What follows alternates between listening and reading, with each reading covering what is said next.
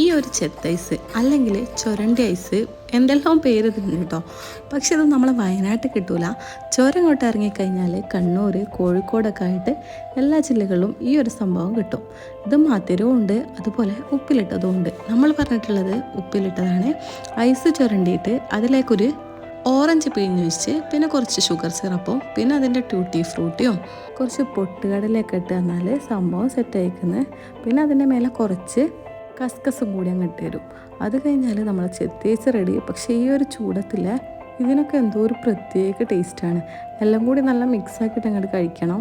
പക്ഷെ തണുപ്പ് കാരണം നമ്മൾ പൈസ അപ്പം തന്നെ തുപ്പിക്കളഞ്ഞിട്ടോ. എന്തായാലും ഇതൊക്കെ കൂടി അങ്ങോട്ട് മിക്സ് ആക്കിയിട്ട് കഴിക്കാൻ അടിപൊളിയേനോ.